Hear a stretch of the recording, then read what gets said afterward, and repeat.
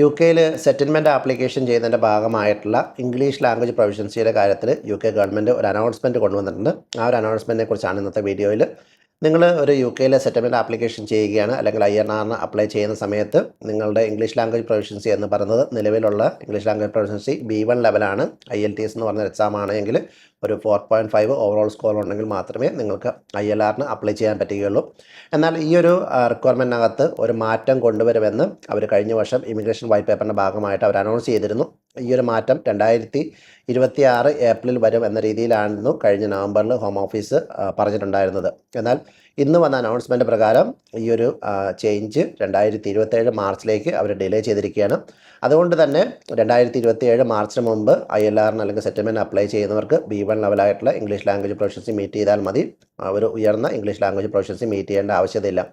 അതുകൊണ്ട് തന്നെ നിലവിൽ നിങ്ങൾ യുകെയിലെ സ്കിൽഡ് വർക്കർ വിസയിലുള്ളവരാണ് എങ്കിൽ പ്രത്യേകിച്ച് ഒരു ഇംഗ്ലീഷ് ലാംഗ്വേജ് പ്രൊഫഷ്യൻസി മീറ്റ് ചെയ്യേണ്ട ആവശ്യകതയില്ല ILRന് വേണ്ടിയിട്ട്. കാരണം നിങ്ങളുടെ സ്കിൽഡ് വർക്കർ വിസ ആപ്ലിക്കേഷൻ്റെ ഭാഗമായിട്ട് നിങ്ങൾ ഓൾറെഡി ഒരു ഇംഗ്ലീഷ് ലാംഗ്വേജ് പ്രൊഫഷ്യൻസി മീറ്റ് ചെയ്തിട്ടുള്ളത് കൊണ്ട് തന്നെ ILRന് വേണ്ടി സെപ്പറേറ്റ് ആയിട്ട് ഒരു ഇംഗ്ലീഷ് ടെസ്റ്റ് എഴുതേണ്ട ആവശ്യതയില്ല.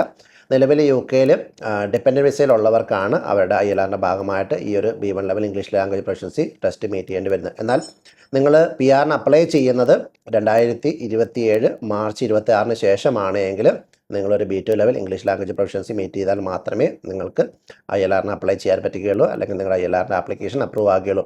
ഇനി ഈ B1 B2 ലെവൽ എന്ന് പറയുമ്പോൾ നിങ്ങൾക്ക് മനസ്സിലാകാൻ വേണ്ടിയിട്ട് UKVയുടെ IELTS എക്സാം ആണ് നിങ്ങൾ എഴുതുന്നതെങ്കിൽ നിലവിൽ B1 ലെവൽ എന്ന് പറയുന്നത് 4.5 ആണ് നിങ്ങൾക്ക് IELTSന് വേണ്ട സ്കോർ. എന്നാൽ അത് B2 ആകുമ്പോഴത്തേക്കും 4.5ൽ നിന്ന് അത് 5.5ലേക്ക് ഇൻക്രീസ് ആകുകയാണ് ചെയ്യുന്നത്. നിങ്ങൾ റൈറ്റിംഗ്, സ്പീക്കിംഗ്, ലീഡിങ്, റിസണിങ് എന്നുള്ള 4 മൊഡ്യൂളിനകത്ത് നിങ്ങൾ എക്സാം എഴുതി കഴിഞ്ഞാൽ നിങ്ങൾക്ക് ഓവറോൾ സ്കോർ 5.5 സ്കോർ നിങ്ങൾക്ക് കിട്ടണം.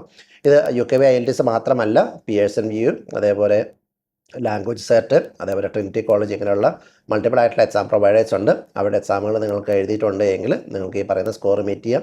ഇനി അതല്ല, നിങ്ങൾക്കൊരു ഓവർസീസിൽ നിന്ന് ഡിഗ്രി ലെവലായിട്ടൊരു ക്വാളിഫിക്കേഷൻ ഉണ്ട് എങ്കിൽ ECTS എന്ന് പറയുന്ന സർവീസ് ഉപയോഗിച്ചിട്ട് നിങ്ങളുടെ ക്വാളിഫിക്കേഷൻ ഈക്വൽ ടു ഒരു UK ബാച്ചിലേഴ്സ് ഡിഗ്രി ആണെന്ന് നിങ്ങൾ പ്രൂവ് ചെയ്തിട്ടുണ്ടെങ്കിൽ നിങ്ങൾ ഇംഗ്ലീഷ് ലാംഗ്വേജ് പ്രൊഫഷ്യൻസിക്കായിട്ട് ആ ഒരു ഡോക്യുമെൻറ്റ് നിങ്ങൾക്ക് യൂസ് ചെയ്യാം.